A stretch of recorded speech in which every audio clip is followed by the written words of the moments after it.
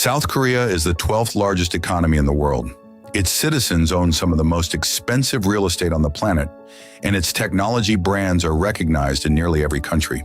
Yet according to the OECD, the relative poverty rate among Koreans aged 65 and older stands at around 40.4%, the highest of any OECD member nation. That single number demands a question. How does a country build one of the great economic miracles of the 20th century and then leave the very generation that built it to survive on almost nothing? The scale of this problem becomes sharper when you line up the figures. The OECD average elderly poverty rate sits at around 14%. Korea's figure is roughly 3 times that. Statistics Korea data shows that more than 1 in 3 Koreans over 65 lives on an income below the national median poverty line. The national pension system, introduced only in 1988, covers many current seniors at deeply inadequate levels. The Korea Institute for Health and Social Affairs has reported average monthly pension payouts that frequently fall below 300,000 Korean won for the oldest recipients, equivalent to roughly $220. Meanwhile, Statistics Korea also records that seniors make up the fastest growing demographic in the country, projected to represent more than 20% of the total population by 2025. South Korea's suicide rate among elderly men is among the highest recorded for that demographic in the OECD. The numbers do not describe a fringe problem, they describe a structural crisis. To understand the mechanism, you have to go back to the speed of Korea's industrialization. In the 1950s, Korea was one of the poorest countries on earth. Within 4 decades, it became an industrial powerhouse. A transformation so rapid that formal welfare institutions simply could not keep pace with economic growth. The social contract that operated in its place was the family.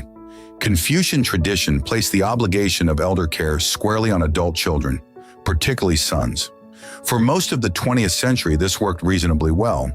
But urbanization, smaller family sizes, and rising housing and education costs have steadily eroded that arrangement.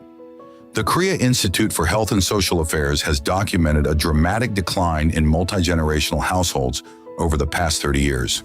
When the family safety net thinned out, the state pension system was not yet strong enough to replace it. Korea's National Pension Service was founded in 1988, far too late for the generation that was already in or near retirement. Those workers had no decades-long contribution window to build meaningful entitlements. They reached old age with neither family support nor a sufficient public backstop. The human cost is visible on the streets of any major Korean city. The cardboard collectors, known colloquially as the silver recyclers, are a recognized feature of urban life.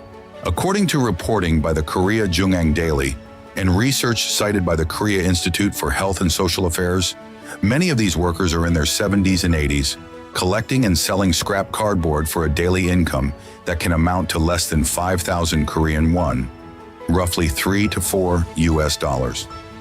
The psychological toll is severe.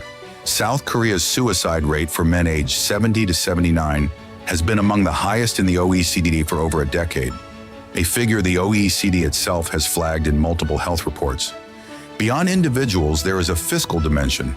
As Korea's working-age population shrinks and its elderly population grows, the National Pension Service's own projections have raised concerns about long-term fund sustainability. The government has responded with incremental reforms, but critics, including the Korean Pension Research Institute, argue the pace is too slow. Korea's elderly poverty crisis is not simply a Korean story. It is a preview of what happens when economic growth outpaces social infrastructure, and when families are expected to carry welfare burdens that eventually become too heavy to hold. Aging populations are a near-universal trend across the developed world. The OECD warns that without structural reforms, many member nations face pension adequacy crises of their own.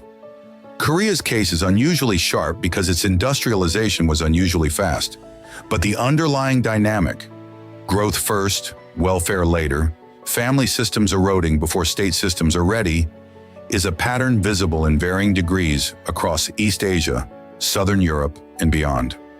The uncomfortable lesson is this: a country can build extraordinary wealth and still fail the people who built it, if the institutions designed to share that wealth across generations are not constructed with equal urgency.